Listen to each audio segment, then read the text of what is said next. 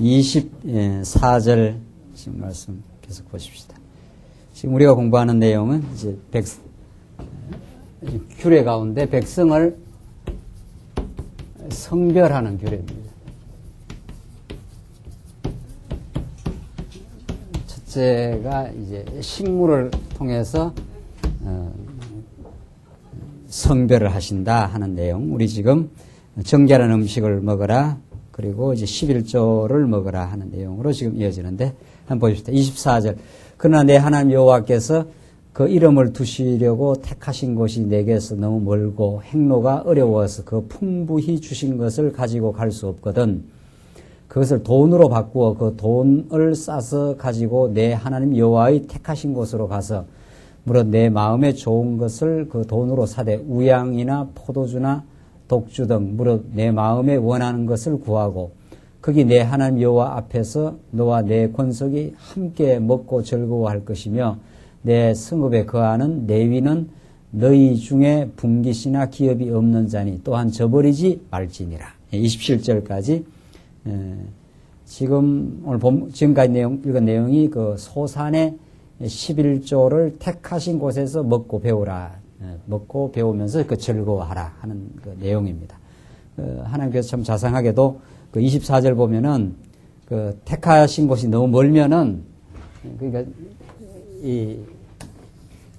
뭐 여기서 위에서 북쪽에서 한다 하시면 예루살렘까지 너무 멀지 않아요? 그러면 그걸 돈으로 바꾸어 가라는 겁니다. 돈으로. 그래서 25절 그것을 돈으로 바꾸어 그 돈을 싸서 가지고 내 하나님 여호와의 택하신 곳으로 가서 그렇게 하나님께서 이제 먹을 수 있는 그 방법을 쉬운 방법을 이제 해 주신 거죠. 그러니까 그래서 26절 물어 내 마음에 좋아하는 것을 그 돈으로 사되 여기 가서 이제 돈을 가지고 가서 돈으로 이제 바꾸어서 이제 우양이나 나오죠. 우양이나 포도주나 독주 등 물어 내 마음에 원하는 것을 구하고 거기 내 하나님 여호와 앞에서 너와 내 권속이 함께 먹고 즐거워할 것이며. 그러니까 그 택하신 곳에 가서 돈으로 가지고 가서 우양을 사고 포도주를 사고 함께 먹고 즐거워하는 것이랍니다. 이게 가나안 땅에 들어가서 이스라엘 백성들이 성별한 백성으로 살아가는 그 삶의 한 방법입니다. 그러니까 그럼 뭐 말할 것도 없이 우리는 예수 그리스도 안에서 이 구약의 모든 그 지금 호렙산 언약이 예수 그리스도를 가르치는 것이라 했으니까 우리는 예수 그리스도 안에서 그리스도를 생명의 양식을 먹고 함께 우리가 그를 기억하고 그에게 감사하고 그를 우리가 높이며 그 안에서 교제하는 그 즐거워하는 삶. 하나님이 우리가 다 그 안에서 우리가 지체가 되고 한 서로 사랑하는 한 몸이 되었습니다. 라는 그 교회가 되었습니다. 하는 그런 그 삶을 우리가 교회 속에서 그 즐거움을 나누어 누리는. 그러니까 함께 먹고 즐거워하는 거. 이 참 중요한 거죠. 예. 혼자만 먹고 신앙생활 하는 게 아니라는 거예요. 신앙생활, 무교회주의자들은 그저 뭐 교회 제도가 그래 중요하냐. 다 각자 하나님 앞에서 살면 되는 거지. 물론 하나님 앞에 그거 뭐 삽니다. 우리는 하나님 앞에서 사는 그 존재인데 우리는 그 머리 대신 몸의 지체이기 때문에 함께 먹고 즐거워하는 것. 함께 즐거워하고 또 함께 괴로운 일, 어려운 일이 있으면 함께 같이 울고 그 로마서에 나오는 그런 말씀처럼 온 지체가 함께 즐거워하고 함께 먹기를 바라고 그래서 우리가 복음을 전파하는 것도 이 내용의 성화 사건입니다. 우리만 먹고 우리만 그 하나님의 그 통치와 그 부요하심과 그 사랑 속에 사는 게 아니라 이 복음을 모르는 자들과 함께 우리는 말씀을 나누기를 원합니다. 이렇게 해서 복음을 전파하는 거 아니? 우리 인터넷을 통해서 자꾸 복음을 전파하고 주변에 뭐 책자를 통해서도 신문을 통해서도 또 직접 우리가 그 복음 전파를 통해서도 하는 것은 우리가 함께 우리 즐거워하고 함께 우리가 먹고 마신다. 우리 식사할 때도 혼자 이렇게 우리 의자가 이게 하나의 그 전통적인 예배 그 로만 카톨릭식입니다. 긴 의자 이게 의식을 행하는 의자거든요. 우리가 여건만 장소만 더 넓으면 이렇게 둘러앉아서 식사를 할 수 있는 가족 간이 둘러앉아 식사하듯이 하나님 말씀 깨닫고 그 말씀 듣는 걸 나누고 이렇게 말씀 깨달으니까 내 삶이 이렇게 정리가 되었습니다. 라든가 이 말씀 깨닫고 괴로움을 이렇게 우리가 성화시킬 수 있었습니다. 하나님을 더 소망하게 되었습니다. 내가 말씀 깨닫고 나니까 나의 허물이 깨달아지고 주의 그 대속의 죽으심이 더 내게 절실하게 다가왔습니다. 이런 내용들을 그런 그 말씀을 깨달아가는 그 즐거움, 그 보통 즐거움이 아닙니다. 그게 우리 신앙 안에서. 그러나 세속적인 사람들은 하나님 없는 사람들은 자기 자랑하고 자기를 드러내고 다른 사람보다 다 우울감을 드러내면서 그렇게 세속적인 그 즐거움으로 이건 즐거움이 아니죠. 사실은 이건 하고 나면 허전하고 씁쓸하고 참 그 즐거움. 그 제가 그 가끔 그 사악한 즐거움이라 남을에게 짓밟고 남을 이겨먹고 오는 즐거움. 아주 그 사악한 즐거움이거든요. 그 즐겁지 않습니다. 영원히 즐겁지 않습니다. 여기서는 서로를 존중하고 서로를 사랑하고 서로를 그리스도 안에서 주 안에서 주를 같이 찬양하고 하나님께 주신 허물이 있으면 주의 사랑으로 이렇게 덮고 이럴 때 서로가 함께 먹고 마시며 즐거워하는 거. 이건 각자가 다 자기가 자기 주인이에요. 이게 자기가 주인이고 자기가 잘났고 자기가 잘 돼야 하고 한 사람이 괴로워하면 같이 함께 마음 아파하고 한 사람이 즐거워하면 주 안에서 함께 즐거워하고 이게 놀라운 복이라는 거예요. 이게 성별의 삶입니다. 이게 성별의 삶. 한 양식을 먹어야 이게 가능합니다. 예수 그리스도 한 양식을 먹어야 그게 함께 즐거워, 함께 마음을 나누는 게 가능합니다. 한 양식이 다르면은 다 세상 사람들 다 가치관이 다 달라요. 추구하는 게 다 달라요. 어떤 사람은 명예를 추구하고, 어떤 사람은 권력을 추구하고, 어떤 사람은 돈을 추구하고, 자기 영광을 추구하고. 그러니까 근본적으로는 다 또 자기 영광이죠. 그러니까 여기에 어떤 공감대를 이룰 수가 없는 거죠.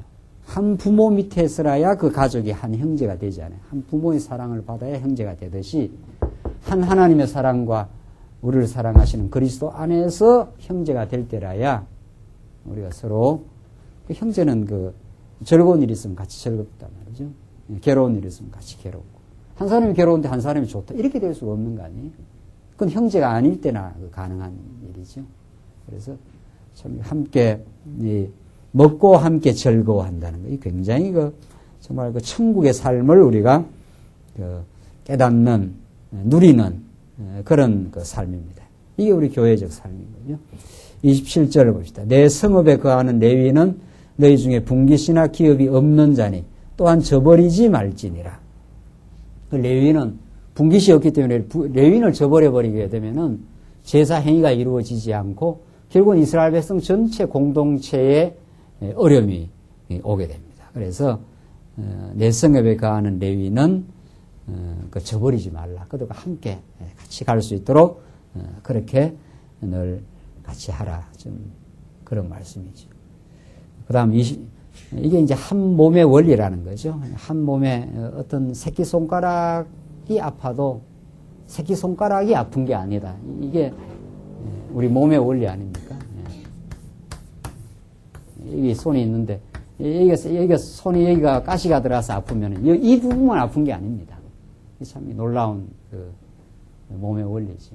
이 부분만 아픈 게 아니라, 이 부분의 아픔이 이렇게 머리로 전달되어서, 머리가 통증을 느끼기 때문에 온몸이 이렇게 아프고, 이 아픈 것을 치료하기 위해서 온 다른 몸에 있는 백혈구가 막 이쪽으로 동원이 된다는 거 아닙니까? 거기 가서 빨리 치료를 하라. 이렇게 해서.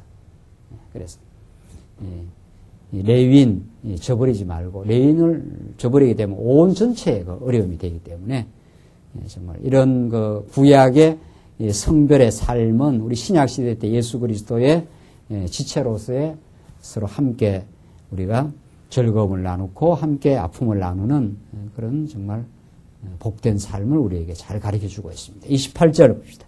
28절, 29절은 3년 끝에 11절을 먹게 할 자들에 대해서 가르쳐 줍니다. 28절. 매 3년 끝에 그해 소산의 10분 1을 다 내어 내 성읍에 저축하여 너희 중에 분깃이나 기업이 없는 레위인과 내 성중에 우거하는 객과 및 고아와 과부들로 와서 먹어 배부르게 하라. 그리하면 내 하나님 여호와께서 너의 손으로 하는 범사에 내게 복을 주시리라. 자, 그러니까 이 고아와 과부, 객, 이 전부 다 가난한 불쌍한 사람들 아닙니까? 그 사람들한테 내버려 두지 말고 풍요한 사람은 그 사람과 나누어라는 거죠. 예, 과부, 객 이런 사람들 전부 다. 예, 이렇게 말하면서 신명기 뒤에 가면 너희도 애굽에서 종되었던 걸 기억해라.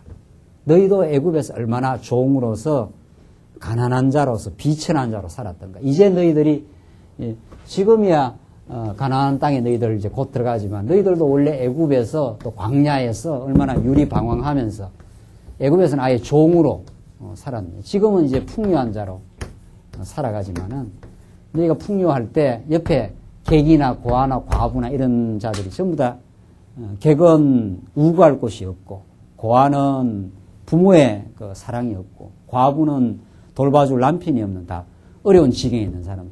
그 사람들과 더불어 나누어 살아가라.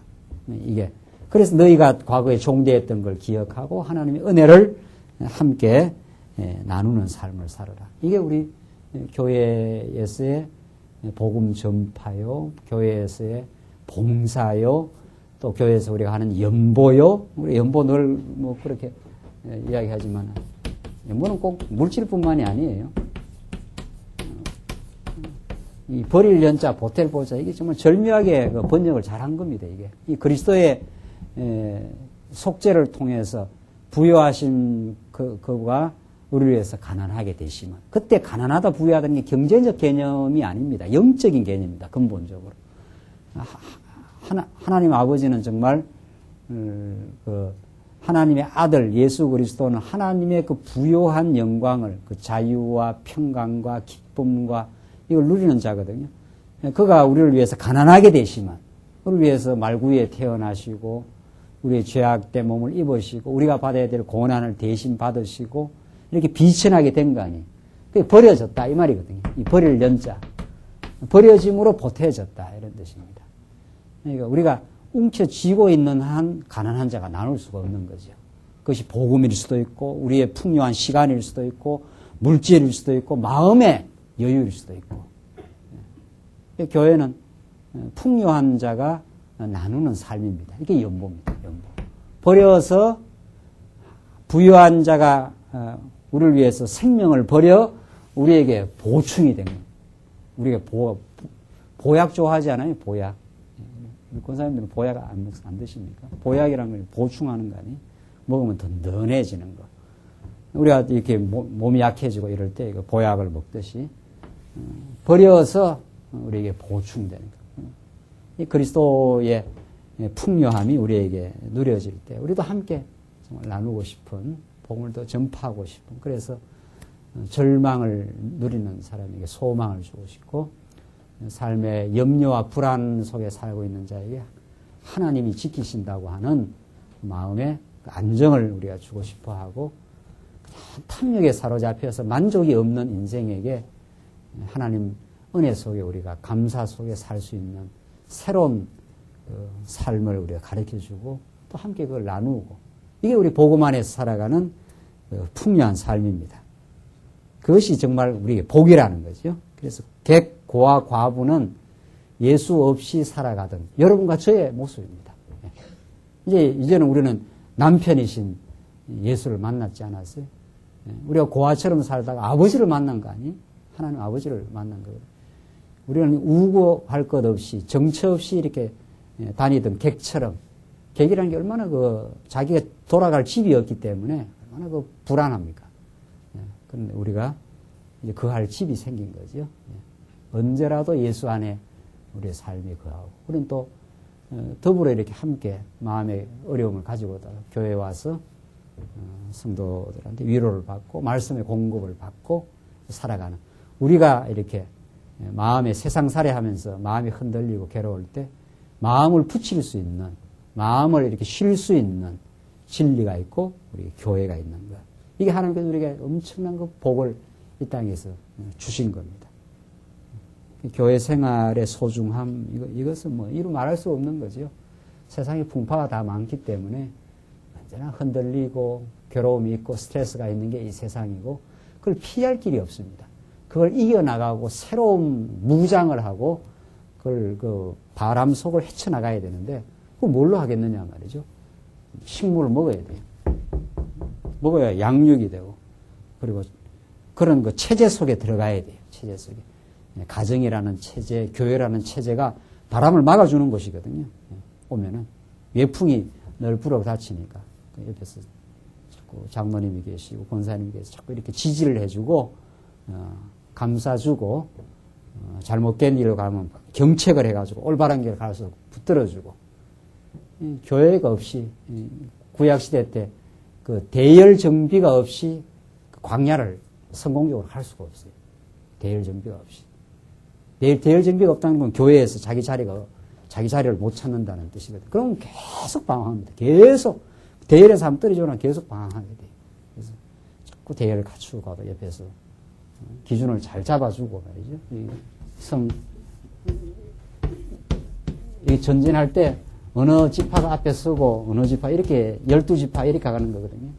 여기 성막을 중심으로 해서 여기서 떨어져 나가게 되면은 자꾸 이렇게 권면을 해서 이게 붙여가지고 같이 이렇게 갈 수 있도록 이래야 우리의 목표를 향해서 이렇게 착착 전진할 수가 있습니다. 내 옆에 누가 있고 내 옆에 누가 있고 해서 내 사람이 힘들고 할 때 옆에 자꾸 지지를 해주고 든든하게 이렇게 갖추어 가야 우리가 가는 방향을 향해서 우리가 갈 수 있는 오늘 본문에 나오는 대로 너희 성중에 우거하는 객과 고아와 과부들 와서 먹어 배부르게 하라.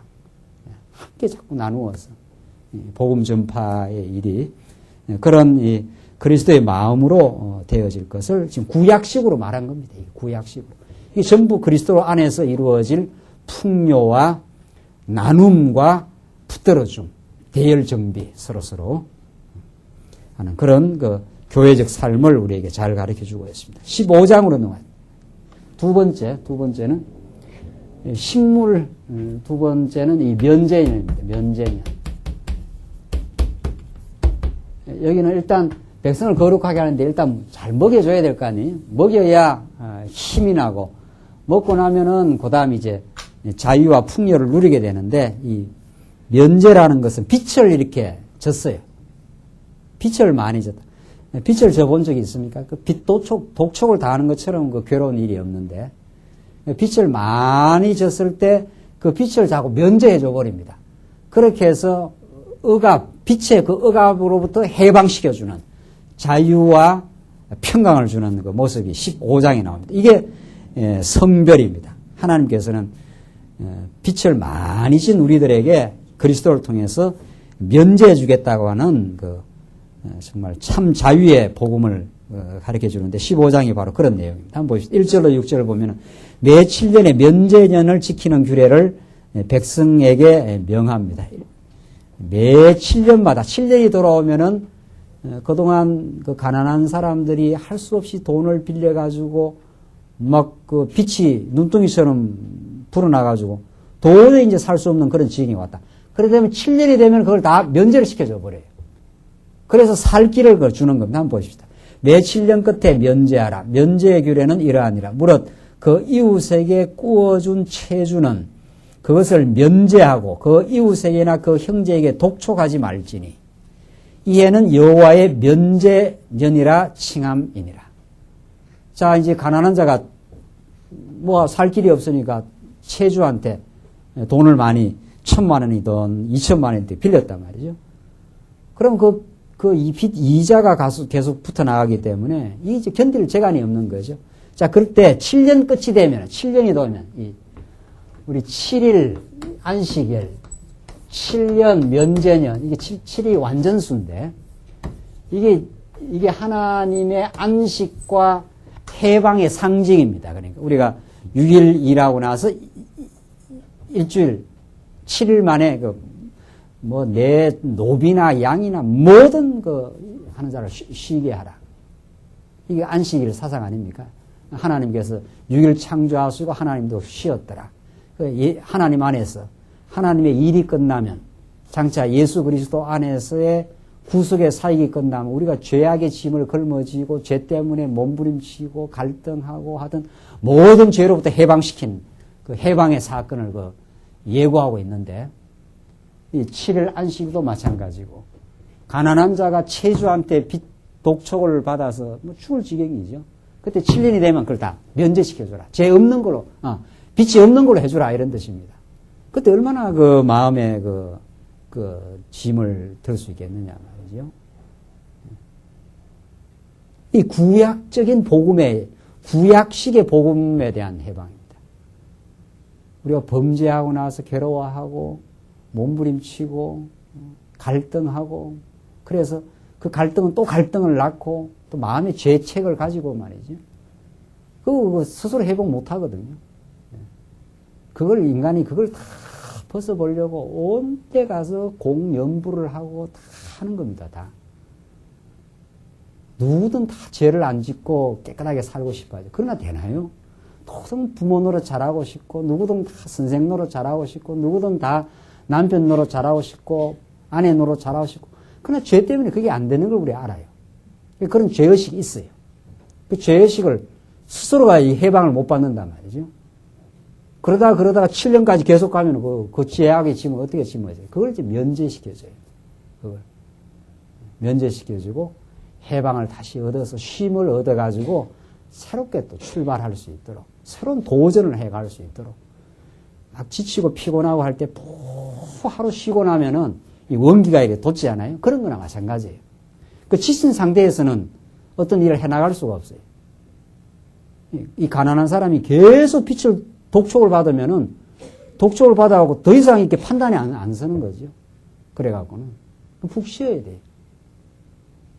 그런 것처럼 우리가 세상에서 이런저런 세속적인 세상의 도전 가운데 죄악 때문에, 이런저런 몸부림 때문에, 과거의 어리석음 때문에 오늘 다가오는 삶의 시련들, 이거 무슨 수로 우리가 견뎌냅니까? 쉬지 않고, 면제받지 않고. 그래서 하나님 안에서 내 어리석음을 고백을 하고, 하나님의 용서를 충분하게 다시 새로움을 얻고, 이름에도 불구하고 하나님 내게 안식을 주시고, 용서해 주시고, 나를 용납해 주시는 하나님의 사랑 속에, 그 면제 속에 우리가 새 힘을 얻어야 지혜를 가지고 오늘의 현실을 다시 새롭게 대면하고 우리가 도전해 갈 수가 있습니다. 하나님 우리를 독촉하지 않습니다. 하나님은 아주 강박한 체주처럼 말이죠. 빛을 내놔라고 계속 독촉에 들어오면은 무슨 수로 가난한 자가 더 이상 힘이 있어야 살죠.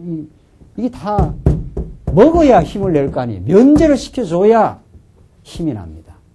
계속 독촉을 하고 빛내놔라고 독촉하면 자살하든지 무슨 수가 나지 않아요? 그래서 그 사업에서 부도난 그 사장들이 빛의 독촉에 시달리다가 목매달아 자살하지 않습니까? 더 이상 힘이 없는데 그걸 면제를 시켜줘야 새로운 사업을 할 수가 있는데 부도난 사람을 계속 몰아가면 말이죠. 어디로 갈 길이 없는 거지. 예수 그리스도는 죄 많은 우리 인생들, 그래서 실수 많고 허물이 많은 인생들에게 독촉하고 밀어붙이고 해서 코너로 몰아가지 않습니다. 하나님께서 우리를 용서해 주시고 다시 하나님 안에서 새로움을 얻어 출발할 수 있도록 하십니다. 3절 보십시오. 이방인에게는 내가 독촉하려니와 내 형제에게 꾸인 것은 내 손에서 면제라. 이방인에게는 내가 독촉. 이방인하고 달라요. 우리는. 형제에게 꾸인 것은 내 손에서 면제하라. 하나님이 자기 백성은 용서하겠다 그 말입니다. 자기 백성 아닌 택한 자가 아닌 자에게는 하나님의 용서가 없는 거죠. 그들은 그들의 범죄의 대가로 지옥을 가고 택한 백성은 하나님이 용서를 해 주시는 겁니다. 4절을 봅시다. 내가 만일 내 하나님 여호와의 말씀만 듣고 내가 오늘날 내게 명하는 그 명령을 다 지켜 행하면 내 하나님 여호와께서 내게 유업으로 주신 땅에서 내가 정령 복을 받으리니 너희 중에 가난한 자가 없으리라. 이 가난한 자가 계속 빚독촉을 받으면은 점점 더 가난해져 가지고 그 땅에서 살 수 없게 되어 버리잖아요. 그러니까 가난한 땅이 이렇게 있는데 원래 여호수아에게 들어가서 땅을 이렇게 정복하고 나서 가나안 땅을 정복하고 정복만 하게 한 게 아니고 분배까지 하나님께서 12지파에게 다 했습니다. 이게 여기는 2지파 반, 요단 동편은 9지파 반은 이렇게 해서 어느 지파는 어느 지파 이렇게. 그러니까 여기서 이제 가난한 자가 점점 탕진을 해가지고 이 땅을 다 나중에 체주한테 다 팔아가지고 이 땅을 다 이 사람한테 다 그냥 그 빚으로 다 넘겨버렸다. 그럼 살 길이 없잖아요, 여기서. 그럼 여기서 유리방하고 쫓겨나야 될 거 아니냐, 이 말이죠.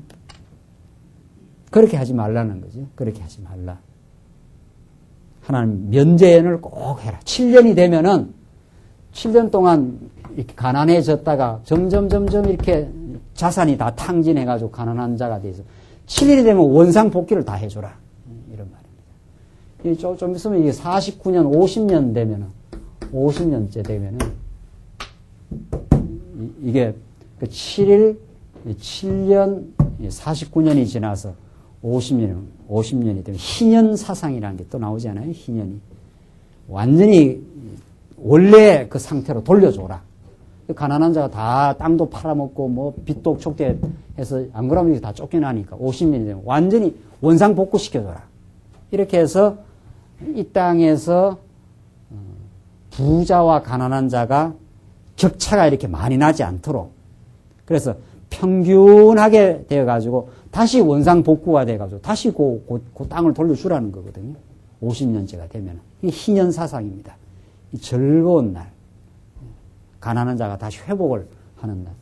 그렇게 해서 원상복구가 되어서 하나님 원래 분배해준 그 땅에서 가난한 자 없이 잘 살아가도록 그렇게 하나님께서 인도를 해 가십니다.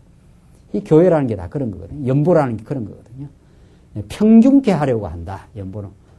그러니까 이 세상은 부자는 계속 부자가 되고 가난한 사람은 계속 가난한 사람이 돼요. 지금 이게 세상의 이 자본주의의 이 악마성입니다. 그러니까 이게. 이건 뭐 가난한 사람이 견뎌낼 재간이 없는 거죠. 부자는 뭐 계속 그 자본의 원리를 가지고 계속 부자가 돼. 계속. 가난한 사람은 한 번 이렇게 가난해져 버리면 가난을 탈출할 길이 없는 거죠. 이 사회 안전망이 없으면. 그리고 복지가 잘 된 나라라는 것은 아주 극빈한 사람도 최소한의 사회 안전망을 줘가지고 그 사람도 최소한의 의무교육을 받을 수 있도록 자녀들이. 뭐 그래야 뭐 의무교육을 받아야 그 다음에 살 길이 열리잖아요. 그러나 그런 복지가 없는 나라는 계속해서 가난한 사람은 가난한 뭐 인도가 뭐 그런 거 있다는가? 인도 같은 나라는 뭐 극빈층이 그건 뭐 대를 물려가면서 극빈층이 되는 거죠. 그거는 뭐 태어나서 못 먹고 못 살고 교육 못 받고 또 계속 또 극빈에 계속 그렇게 가는 그런 계층이 뭐 수많은 사람들이 그렇게 그걸 또 운명으로 받아들인다는 거 아니에요? 또 그렇게 그 지배 계층이 너희들은 그렇게 살도록 태어났다라고 사상적으로 또 주입을 시킨다는 거 아니에요? 그 카스트 제도라는 게 그렇게. 무서운 제도지요.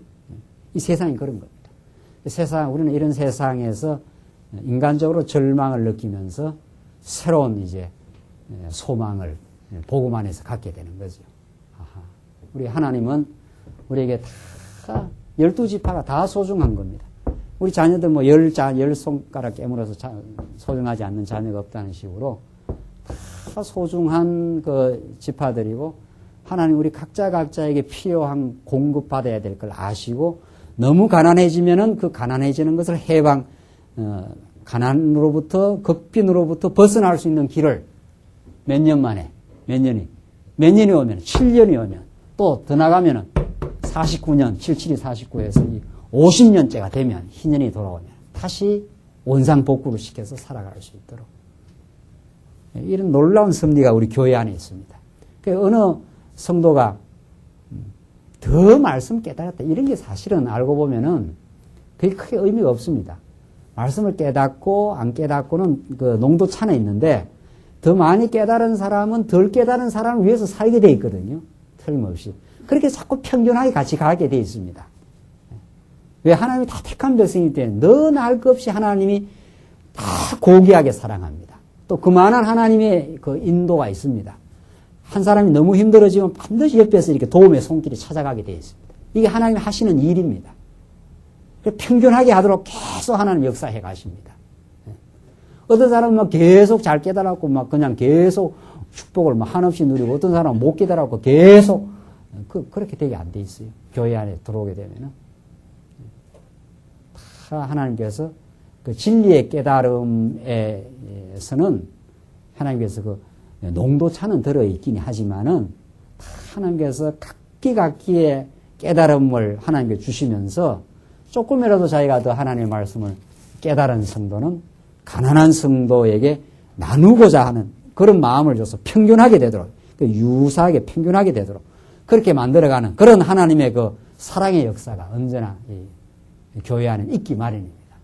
그래서 교회 안에서는 더 잘 깨달았다 뭐 이런 우월감을 우리는 가질 이유가 없는 거죠.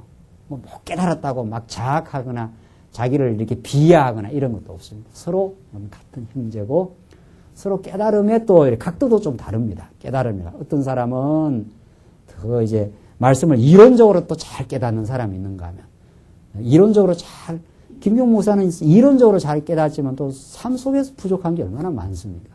또 그런 거는 또 삶 속에서 잘 깨닫는 사람한테 공급도 받고 또 위로도 받고 새로 충보도 받고 이렇게 하면서 서로 의거하면서 몸이 보십시오.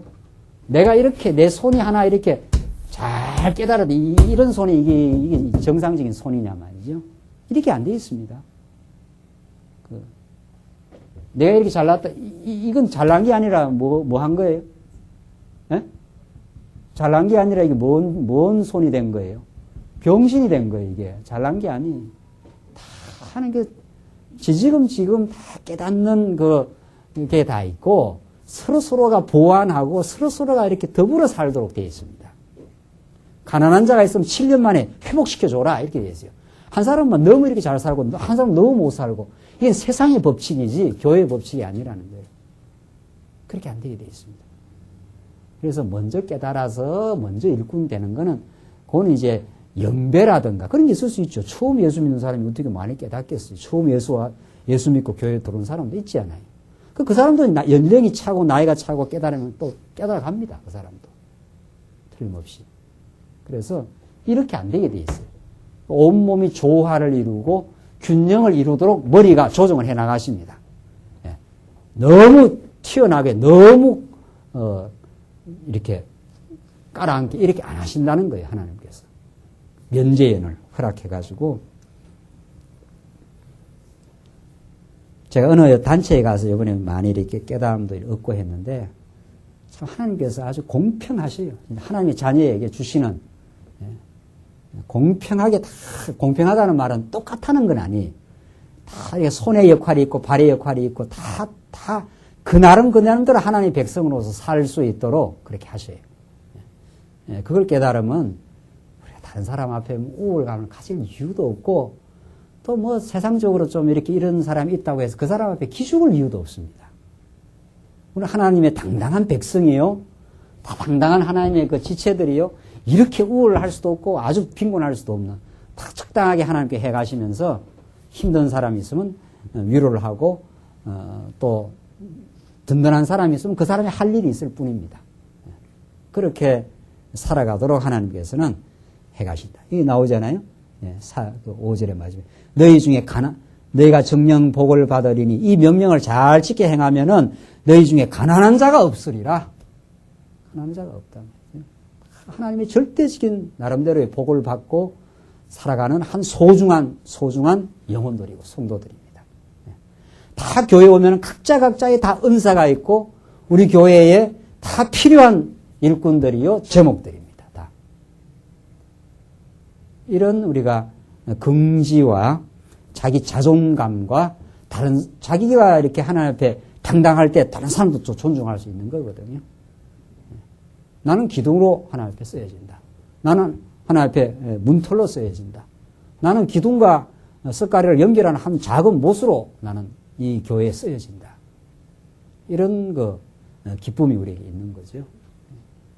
그래서 정말 우리 교회에서는 서로를 세속적으로 비교하지 아니하고, 그렇죠? 네. 세속적으로 이거는 다 자기 중심이니까 그냥 세속적으로 서로 이렇게 비교를 하고 서로 하지만 이거는 그리스도 중심이니까 하나님께 내게, 하나님이 저분에게, 하나님이 또 딴 분에게는 다 고귀하고 아름다운 걸 줬어. 서로 가난한 사람이 없도록 서로 잘 깨달아가면서 한 집을 지어가는 데는 다 필요하고 소중한 하나님의 백성으로. 이런 그 진리와 사상이 없습니다, 세상에. 공산주의라는 것이 기독교에서 빼낸 거거든요.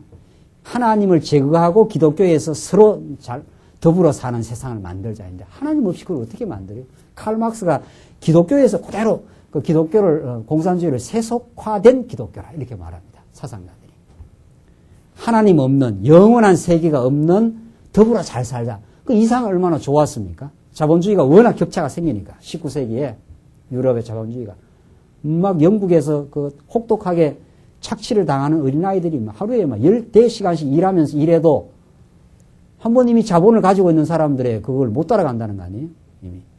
그러니까 점점 격차가 벌어지고 하니까 이 그 혹독한 현실을 보고 칼 막스가 성경에서 더불어 잘 사는 사회를 만들자. 그 얼마나 그 이상이 좋아요. 더불어 잘 살자니까. 서로 가난한 사람 없이. 그래서 거기에 얼마나 많은 그 젊은 영혼들이 정말 그 공산혁명의 대열에 그 피를 뿌리고 했습니다.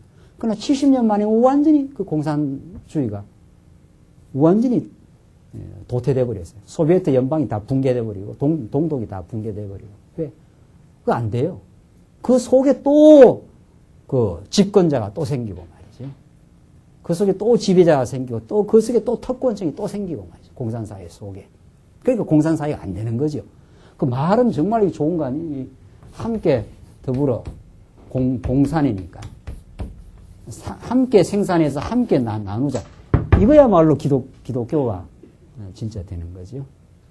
영원한 천국에서 완전히 되는 겁니다. 이 땅에서는 점점 그 목표를 향해서 같이 가요.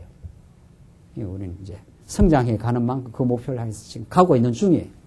공산국가에서 온 사람이 있구만요. 중국 공산당도 다 붕괴됐어요. 중국 공산당 그 이상이 다 좋았거든요. 공산혁명 하자고 해서 그 부유한 사람들 프롤레타리아 혁명을 통해서 다 제거시켜버리고 다 잘 먹고 잘 살아요. 안 되잖아요. 지금 중국처럼 자본주의를 잘 받아들인 나라가 또 없어요. 인간의 욕망을 제어할 길이 없습니다.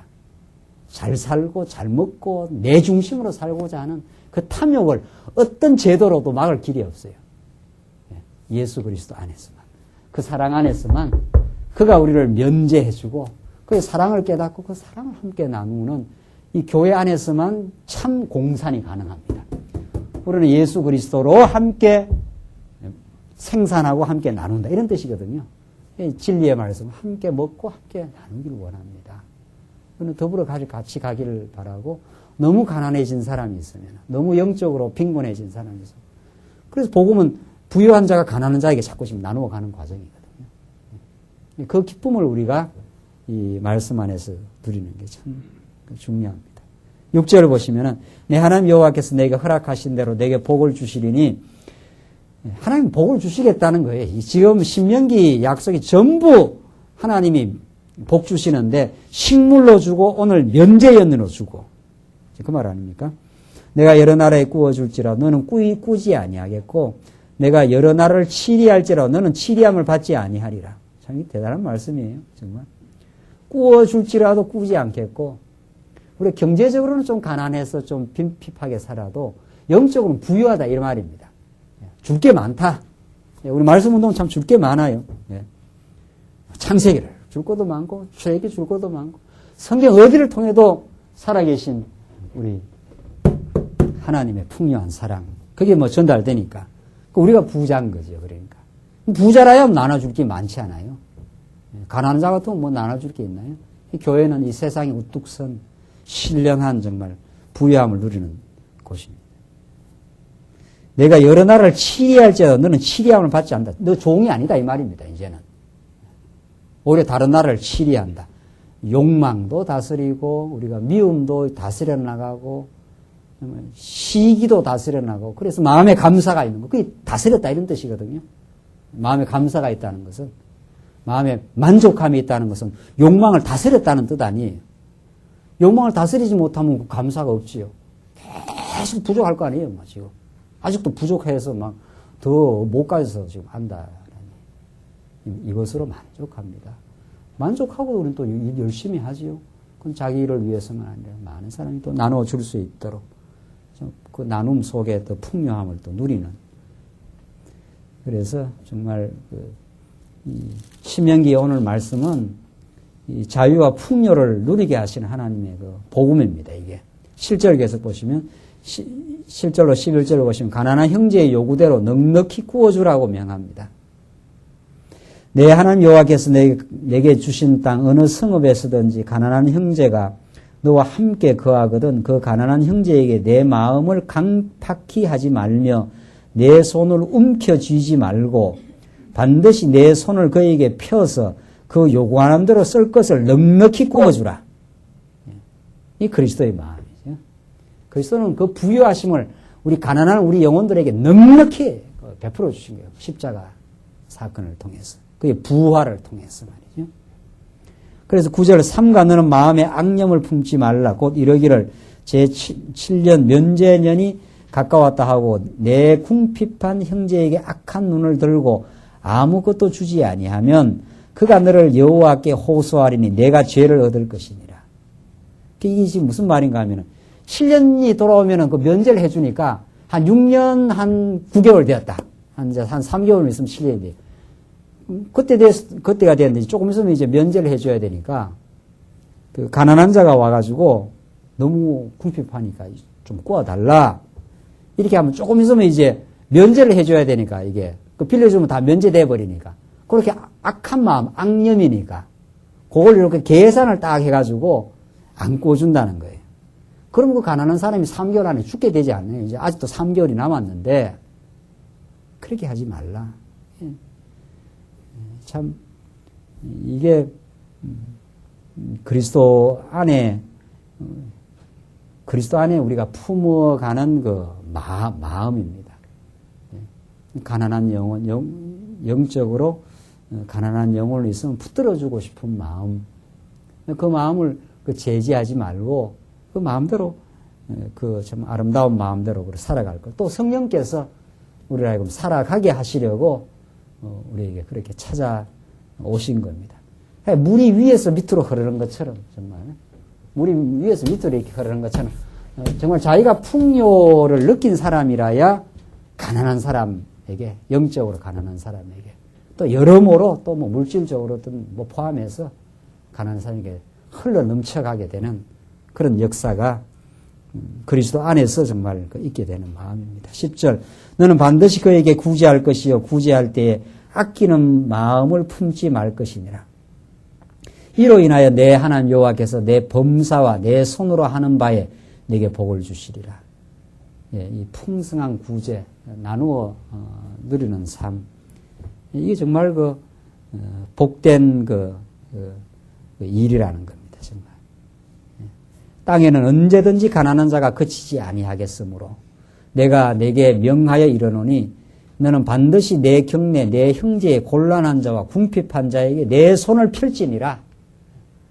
이 땅에는 언제나 가난한 사람이 있기 마련이다는 거죠. 이 땅에는.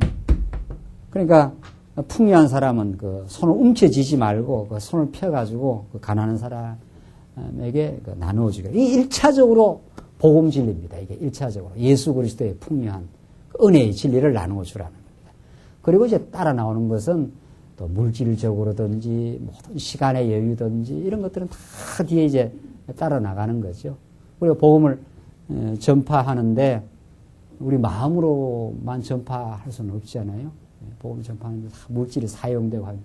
그렇기 때문에 우리가 복음을 깨닫고 나서 우리가 함께 연보해서 더 널리 복음을 자꾸 전파할 수 있도록 그렇게 마음과 뜻을 모아가는 일, 이런 일에 우리가 즐거이 함께 이렇게 동참하는 일, 그건 얼마나 행복한 일인지 모릅니다. 자기 그만큼 부유하고 행복한 사람이 또 그렇게 합니다.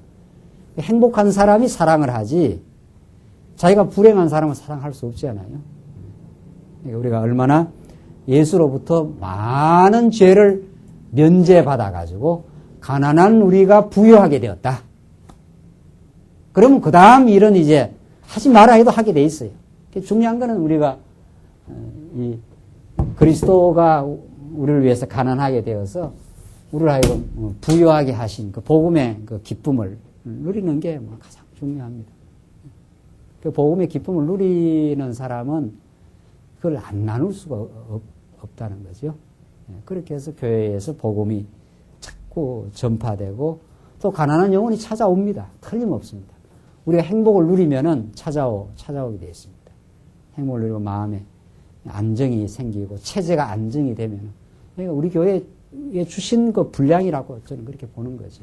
지금 오늘 우리 교회에 꼭 필요한 영혼들, 찾아와야 될 꼭 영혼들을 찾아오게 하시고 또 우리가 든든해지고 더 안정감이 있으면 또 이렇게 말씀을 들을 영혼들을 찾아와서 마음에 쉼을 얻을 수 있도록 하나님께서 그렇게 인도를 해 가십니다. 오늘 이 본문 말씀은 우리 신약 시대 때 정말 우리 교회가 풍요를 누린다면은 가난한 영혼들과 함께 나누어 누릴 것을 간절히 소원하고 또 영적으로 가난한 영혼들을 위로하고 그에게 소망을 주는 그런 일들에 우리가 진력하고 자꾸 뜻을 모으는 그런 그 행복한 삶의 모습을 오늘 이 신명기 오늘 이 면제년 규례를 통해서 참 잘 보여주고 있습니다. 12절 우리 조금만 더 보고 이제 정리하도록 12절로 18절까지 보시면은 형제가 종되었을 때 제7년에 자유케 하라고 합니다. 형제가 종이 되어서 제7년에 이제 자유하게 하라. 12절을 봅시다. 내 동족 히브리 남자나 히브리 여자가 내게 팔렸다 하자. 만일 6년을 너를 섬겼거든 제7년에 너는 그를 놓아 자유하게 할 것이요. 이 자유의 복음입니다. 무슨 말인가 하면 여자가 내게 팔려가지고 6년 동안 종노릇을 했단 말이에요. 어떤 여자가. 우리 그 양반 상놈 하듯이 이 당시에는 그 노예 제도가 있었으니까 축 짜고 6년 동안 그 고생한 사람이 있는데 제7년이 되면 그를 놓아서 자유하게 해주라. 얼마나 이게 기쁨이 있겠습니까? 죽으라고 주인에게 붙들려가지고 시키는 대로 종노를 하다가 자유를 선포해 주니까 네 스스로 이제 나가서 자유롭게 살아라. 이 기독교는 정말 자유의 복음이거든요. 13절 그를 너와 자유하게 할 때에는 공수로 가게 하지 말고 공수 빈손으로 가게 하지 말고 이 말이죠. 내 양무리 중에서와 타작마당에서와 포도주 틀에서 그에게 후히 줄지니 하여튼 복음은 후한 겁니다. 복음은 풍요한 거예요. 후히 줄지니 그 내 하나님 여호와께서 내게 복을 주신 대로 그에게 줄지니라. 하나님 내게 복 준 대로 그 종이 나갈 때 막 풍성하게 주라는 거예요. 이건 우리 구약에서 많은 예를 찾아볼 수 있어요. 야곱이 그 라반에게 피신에 찾아가잖아요. 외삼촌한테 에스의 복수의 칼을 피해가지고 이 라반이 얼마나 그 야곱을 그 착취하는지 모릅니다. 착취하고 괴로움을 주고 라헬을 원래 얻으려고 했는데 말이지. 라반이 속이잖아요. 야곱을 더 종부리를 먹으려고. 종부리 먹기 딱 좋으니까. 그래, 레아를 먼저 넣어가지고 7년을 더 일하면 내가 라헬을 주겠다. 해 죽으라고 일을 합니다. 종노릇 한 거죠. 종노릇. 고생을 많이 했다 이 말입니다. 종노릇 하고 나서는 틀림없이 새로운 하나님의 풍요를 얻게 됩니다. 야곱이 나올 때 자기 그 하나님께서 주신 그 양부터 낳는 것마다 막 토식토실한 건강한 양을 많이 낳잖아요. 그렇게 해서 풍성한 그 복을 가지고 나옵니다. 이스라엘 백성들이 애굽에서 나올 때도 마찬가지. 400년 종살이하고 나올 때 풍성한 은금 폐물을 가지고 그렇게 나옵니다. 우리 하나님 앞에서 고난받고 때로는 연단받고 죄 종살이하는 것이 무의미하지 않다 이 말입니다. 죄 많은 곳에 그리스도의 그 자유의 그 복음을 풍성하게 우리가 누립니다. 죄에 시달려 보지 않는 영혼이 어떻게 그 자유를 누리겠어요? 방황해 보지 않는 영혼이 이 진리를 어떻게 깨닫고 하나님께 감격하겠느냐 말이에요. 우리가 많은 이 땅에서 방황은 이 땅에서 죄악에 시달려 본 사건은 자유케 하시는 복음을 만나게 하는 하나님의 섭리입니다. 그러니까 우리한테는 손해가 없다. 이런 것이 궁극적 우리의 소망입니다. 우리가 많이 연단을 받을수록 우리는 하나님 앞에 더욱더욱 의지하는 풍요한 신앙의 삶으로 인도를 해가는데, 하나님께서 그 종된 자를 자유하게 할 때 공수로 보내지 말고 풍요하게 보내소라. 이렇게 하나님은 궁극적으로 우리에게 풍요의 삶으로 인도를 해 가십니다. 15절 보시면, 너는 애굽 땅에서 종되었던가 같이 내 하나님 여호와께서 너를 속하셨음을 기억하라. 그를 인하여 내가 오늘날 이같이 내게 명하노라. 너도 종이었지 않았느냐. 그러니까 너도 그 종을 내보낼 때 공수로 빈손으로 보내면 어떻게 살겠냐. 풍성하게 해서 보내라.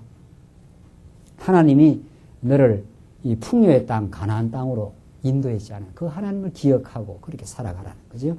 16절 봅시다. 16절. 종이 만일 너와 내 집을 사랑함으로 너와 동거하기를 좋게 여겨 내게 향하여 내가 주인을 떠나지 아니하겠노라 하거든 송곳을 취하여 그의 귀를 문에 대고 뚫어라.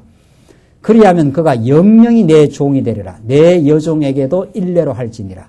그가 6년 동안에 품꾼의 싹새 배나 받을 만큼 너를 섬겼은즉 너는 그를 놓아 자유하게 하기를 어렵게 여기지 말라. 그리하면 내 하나님 여호와께서 너의 범사에 내게 복을 주시리라. 자, 이거 지금 어떤 자는 그러니까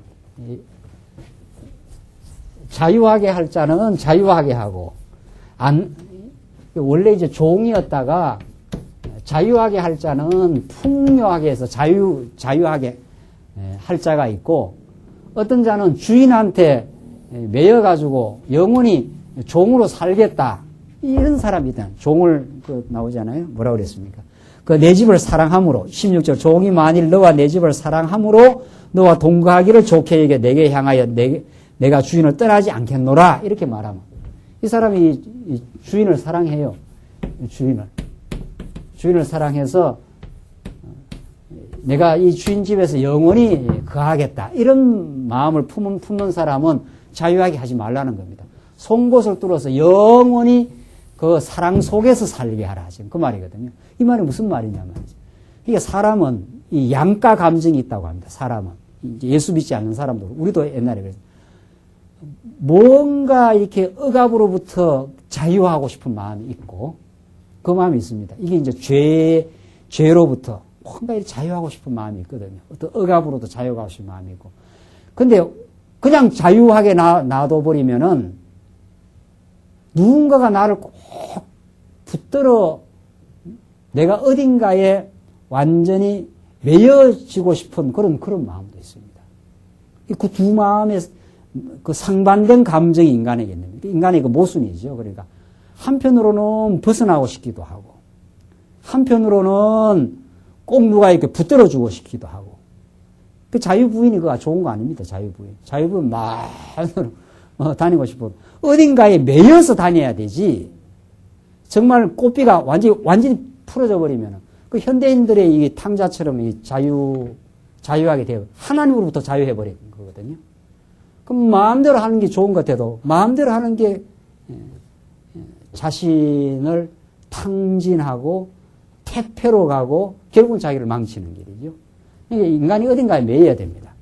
그 매이는데 제대로 된 데 매여야 되죠. 깡패한 데 매이면은 그 하종을 두드리고 맞고 안 되지만 사랑의 종로로 가는. 그러니까 우리가 죄로부터는 자유함을 받아야 되고, 그죠? 죄로부터 죄악의 짐으로부터는 예수를 통해서 완전히 자유함을 받고, 자유함 받았기 때문에 나는 내 마음대로 산다. 이게 아니라는 거예요. 죄로부터 자유함을 받고는 나를 사랑하신 예수님이 하라는 대로 하겠습니다. 이렇게 되는 거죠. 예수께 완전히 매여서 당신이 죽으라면 죽고 당신이 살라면 살고 당신이 나를 사랑했기 때문에 당신의 뜻대로 내가 살겠습니다. 이것이 자유를 최대한 누리는 우리의 삶입니다. 사랑하는 성도님들, 우리가 오늘 이 신명기 말씀을 통해서 지금 너희들이 가나안 땅 들어가서 어떻게 살아야 될 것을 우리에게 잘 가르쳐 주는데, 6년 동안이나 시큰 일한 종들은 자유를 선포해라. 그리고 풍성하게 나가서 누리도록 하라. 이 말은 그대로 예수님에게 적중되고 우리한테 이루어지는 사건입니다.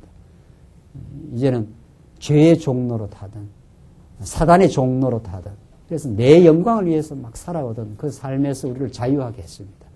그래서 하나님을 깨닫고 십자가로 말미암아 완전히 우리가 하나님의 자녀가 되고 자녀가 되기 때문에 내 마음대로 막 사는 게 아니라 그 사랑, 그 종이 그 주인을 사랑하거든 이런 말이거든요. 송곳으로 길을 뚫어가지고 영원히 매이게 하라. 그 사랑줄에 매이게 하라. 내가 이제는 하나님 나를 죄에서 자유하게 했으니 나를 하나님 자녀 되게 하셨으니 평생 주를 섬기며 주의 종이 되며 살게 하시옵소서. 내 가진 재산도 내 가진 은사도 내 가지고 있는 재능도 내 가지고 있는 생명도 당신의 것입니다. 내 것이 하나도 없습니다. 다윗이 성전을 바라보면서 이제 한 그 찬송이 우리 권사님들 세미나 가서 모든 것이 주께로부터 왔사오니 주께 내가 드렸을 뿐입니다. 이게 하나님의 주권에 대한 하나님 우리의 모든 것의 주인 되신 당신으로부터 와서 당신의 것으로 성전을 짓는 제목을 드렸을 뿐입니다. 당신이 나를 사랑하셔서 이 나라를 이루어주고 이 나라가 장구하게 되도록 이 성전 지을 수 있는 제목을 우리에게 허락하셔서 영원한 사랑을 우리에게 허락하셨습니다. 우리의 삶이 이제는 주를 섬기고 우리 주변의 가난한 자들과 함께 나누는 그 사랑의 배품을 삶으로 살도록 우리를 그렇게 작정하시고 우리를 지금도 인도해 가고 계십니다. 그 언약이 지금도 신실하게 우리와 함께하고 이루어가고 있는 진리의 말씀입니다. 기도하십시다. 우리 자비하신 하나님 아버지, 전날 우리가 죄악의 종로로 타며 감사를 다 잊어버리고 탐욕 가운데 살아가던 우리 불쌍한 우리 인생들을 예수 안에서 참 이제 죄로부터 자유하게 하시고 이제 하나님의 사랑 속에 그리스도의 종이 되게 하심을 감사합니다. 하나님의 이끄심이 우리에게 가장 복이요.